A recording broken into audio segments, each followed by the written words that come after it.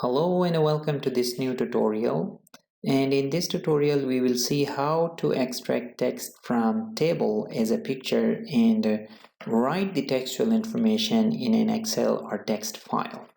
So this is what we want to achieve given an image of a table. So you can see this is the table, which is a picture of a table, and then we will try to extract all the tabular information and write it in a text file. So let's get started. Before starting the project, I would like to acknowledge the suggestion from one of my followers on YouTube, and he suggested this project and sent me this link, and I followed the same steps suggested by the blogger on this blog, and I tried to reproduce the same project in Emgu CV, so you can check the details on this website as well.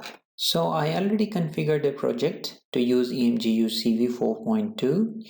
You can check one of my previous videos on how to configure it. So under this text, I'm going to add a menu item, call it table to text.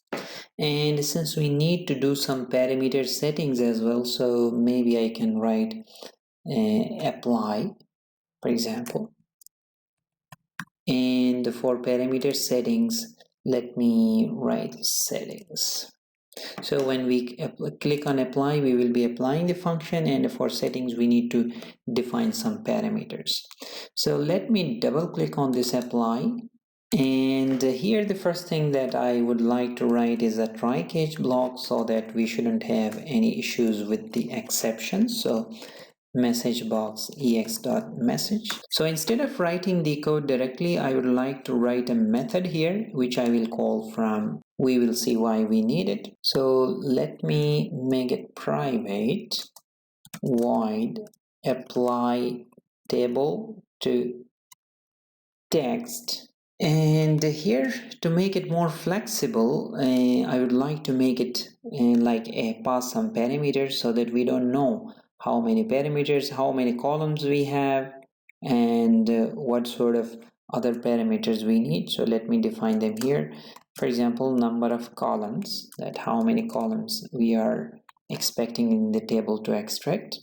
And we need some threshold values. I'm just writing them, and then I will show you what we are using those for. For morphological threshold, we need some value. Let's say we have 30. And I also need a binary threshold value for binarizing. And let's set it to be default 200.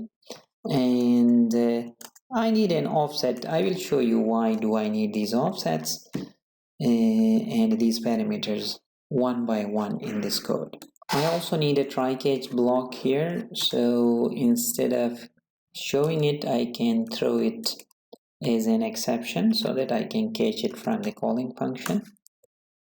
And first we need to have a picture in our picture box. So picture box.image, if this equals null, then we will just return. And now I need to read that picture box image into a variable. Let me call it img, and this is how I can do it. Bitmap, create an object of the bitmap and pass in the picture box.image. And then we can convert into an Emgu CV structure. So it's a color image, or we don't need a color image. I am assuming a table. We don't need the color of the table, so I will be considering it as a grayscale image. And maybe, as you know, we only need the two types of information, the background and the text. So maybe we can apply a threshold. And since we assume that the background is in white color, so I'm going to apply an inverse threshold and new gray, and this is the value that I am passing as a parameter. So depending on our requirements, we can change it. So this is the threshold value, and we want to replace it with 255. Okay, so let's look here. Once we have the binary image, we need to find out these tables horizontal and vertical lines separately. So to identify these vertical and horizontal lines, we can perform some morphological operations. And to define the morphological operations, we need the size or the length of the kernel. So we can dynamically find, depending on the size of the image, we can calculate the length by, let's say, length of the kernel. Let's say I call it the length. And we can define it by using the width of the image, or you can use any of these things, multiply by how much of the morphological threshold that you want. That is 30%. Maybe you can use all the width, maybe you can use 30% of it, so I just divided by 100. So this is what the morphological threshold that you want. You can set it, by default I set it to 30%. So whatever the length I have, I want to take only 30% of the length as my kernel. And since we need the vertical profile, that is vertical edges as well as horizontal edges, so let me define two mate files. They call it profile. I just call it vertical profile, new vertical profile. Okay, and also for the horizontal edges, I just call it h profile is equal to new mate file. So this will just store the results for horizontal edges and the vertical edges, as you can see here, horizontal and vertical edges. So now we can define a kernel. So to apply the edge detector, so I call it kernel vertical is equal to CV invoke dot, there is a function get structuring element. And in this structuring element, we have different types of shapes. We can define it. You can have a cross, custom, ellipse, or rectangular. I just want a rectangular structuring element. So, and what should be the dimensions or the size that I need to define? Let me make it a little bit like this. So we can define a size, the width or the height, or you can say is the only one row, and the number of columns that I have is equal to the length. So it is just like identifying the longer horizontally aligned elements which I want. And this one is the anchor point. Anchor point will be the central element, so I'm interested in the central element. So, and that's it.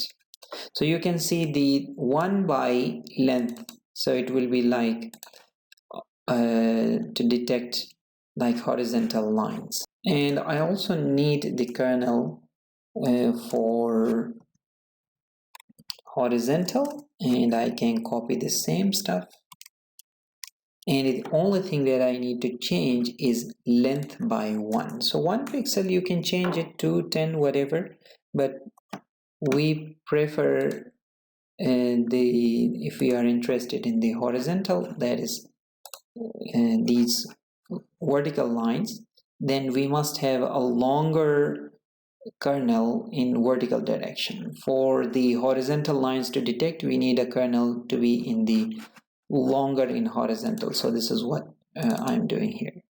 But let's see if one is working fine, then we can only 1 pixel in the vertical direction. So once we define the kernels, we can apply the dilation or erosion operations. So CV invoke dot, we want to erode the actual image, so image we're using vertical profile kernel, and this is the kernel that we want to apply, and this will be a vertical kernel. Okay, and the anchor point is again the central element that we are interested in.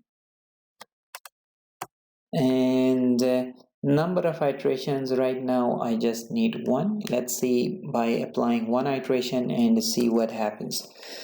And the border type, as you know, there might be a problem at the borders because the morphological operation cannot be applied at the borders, so I'm just using the default. and the value that I want to replace at the border is 255, for example, or you can define any constant value. So this is for the erosion, and once we do the erosion, I will do a series of dilations also. If there is a break between the lines, then I want to combine them again. So I will do CV invoke.dilate. Now the result that has been stored is in vertical profiles. So we will dilate the result obtained from the erosion, and the output I also want to store in the vertical profile. So I'm just using this one as input as well as the output. So the results will be stored there. And the kernel that I'm using is the same vertical kernel. And the point that I'm using is -1, -1. And let me copy all of the rest of the things will be same. So we are just doing the same, the borders. And this is in for the case of the vertical profile. Yes, here is one parameter one time that we are applying. Okay, so this is for the vertical profile, and I will repeat the same thing for the horizontal profile as well. And this time we are doing the horizontal profile, so instead of vertical I'm just putting the horizontal here, and the rest will be the same. And now we get the horizontal, and we will dilate the horizontal profile, and we will dilate the horizontal profile and store the results in this one, and we are using the horizontal. So we get all these results. So you can think like we will obtain some images with the horizontal lines and vertical lines. So it is better to check the results and see picture box dot image is a horizontal profile dot ace to bitmap, and let's see the results. Okay, so let us try it, but before that we need to call this method text to apply with the default values. Okay, there is one error that I have. It's not 2, it should be 1. So go to the file, open, and there is a table, and now table apply. So you can see that this is what exactly that we want. And similarly we will also get the vertical profiles. This is the horizontal lines, and also we will get the vertical lines. Now it's time to combine these horizontal and vertical lines to obtain the table. So we call it variable merged image. What we can do is we profile vertical profile dot to image. So just before that it's basically a mate image, so it becomes easier for me to process with this one. So gray, and it's white. And then I want to perform an OR operation with my other image. So which other image is horizontal profile dot, I will also convert it into a gray image, byte. Okay, so but when we perform an OR operation, it means both the pixels which are present as white will be combined into this merge image. And to make sure that all the white pixels are in 255, maybe I can do something like dot underscore threshold binary. And if the values are greater than 100, or let's say greater than 1, then I want to see them as 255. Okay, now it is interesting to display this one. We should be able to see the table here. File open, here it is, and wow, so this is what we are able to get the table. So once we get the table, we are assuming that there is only one table. So maybe we can work with more than one, but of course we need to do some additional code. So now it's time to go through each element and read the text and extract it. So we are gradually stepping towards our own goal. And of course, to determine that, those we need some contours. So I will have a vector of points, and I call them contours. New vector of points. And of course, the contours method need a hierarchy information. So I will define this made to store the hierarchy information, but I don't need it right now. So let us find the contours. CV invoke.find contours. And we are interested in the contours from this merged image. And we will store the contours in this contours object, and hierarchy in hierarchy. And retrieval, only we are interested in the external contours, and the chain approximation that we want is the simple one. Let's see if simple approximation helps us or not. Maybe we can have more than one contours, but as I shown you that there is only one table, so we are only interested in the biggest contour. So once I find the contours, I want to find the biggest contours, and I can get the ID. I think I had written this method before in one of my videos, get biggest contour ID. You can check my previous videos, and here we just need to pass the contours and it will give us the ID of the biggest contour. So I call it big contour ID is equal to this one. And by the way, we can check that definition for reminder, big definition. So we are just given a contours of some points of some contours, and based on the area we are just trying to find out the biggest contour. So we are looping through every contour, and then we select the ID of the contour which has the maximum area, and then we are returning that. As simple as it. So once we get that biggest contour, we can find its bounding box so that we can work only in that area. So b box, I just create a bounding box, and using cv invoke dot bounding rectangle, and here we can find out the contours, and we are finding the bounding box of the big contour whose ID is just stored here. Okay, so we get the biggest ID of the contour, and now for that biggest ID we are finding the bounding area, so we call it the bounding box. I just want to work only in that area for this merge image, so merge image dot ROI, so region of interest will be B box, and the original image that I have is IMG. I also need to set the ROI for this one as well, B box. So I'm working only in that area of the biggest contour that is in my table. So I can create a temp variable, and I can copy this merge image dot copy. So I just created a new image and I call it copy. And since you know the contours, I just want them to be in the regions of interest should be white in color, and the background should be black. So if I do an in-memory NOT operation, it will reverse those. What I mean to say is, let's see here what I want to achieve.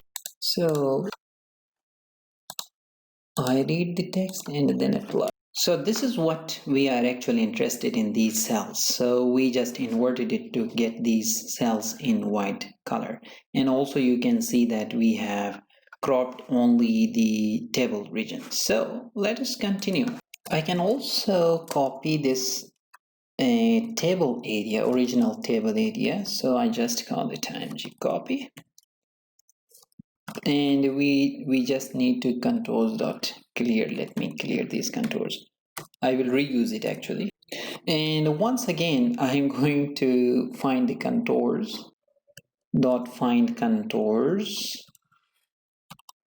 and this time from the temp image because I inverted it, and then the results will be stored in the contours. The hierarchy will be in H, and the retrieval type is external, and the chain approximation, I'm going to use this simple chain approximation.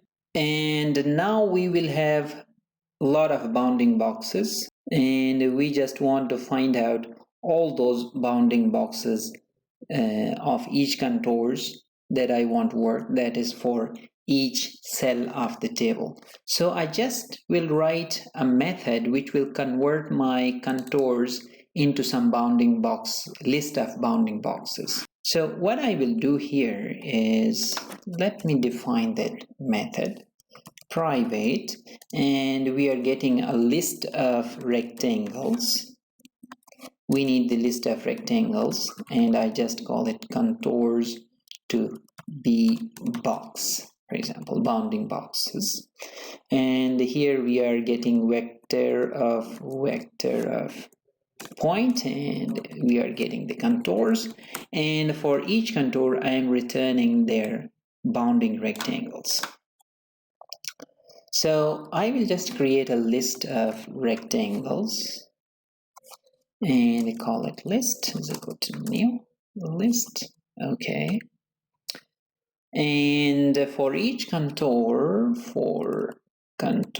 in contours dot size, I'm going to go through all these contours and then calculate the bounding rectangle for each contour. So CV invoke dot bounding rectangle for each contour. So contours of I, and this one will essentially give me a rectangle, and I want that rectangle to be in my list. So what I can do here easily is list.8. I calculate the bounding rectangle, add it into the list. So I hope that for all contours I have all the bounding rectangles in my list so that I can return the list. Okay, so from contours I get the bounding rectangles, and now I will call this method here. We can call it like variable bbox list is equal to contours to box, and this one is expecting contours. Okay, I'm writing the wrong spelling of contours. And once we get the list of bounding rectangles, that is all the cells of my table, once I get these bounding list of rectangles, then I need to sort them. Why do I need to sort them? I just need to read them one by row wise. So if I sort them by y-axis, that is the y value, and then by x, then I will be able to read row by row. So that's why I just get the list of each cell, and now I will sort them, read them one by one, row wise.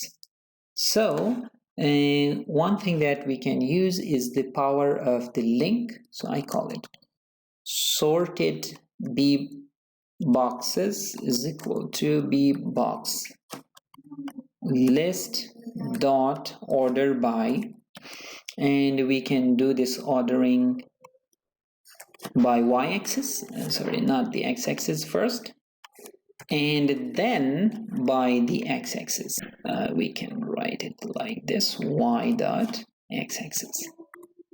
Okay, so, and again we can convert it into a to list so that we will have a list.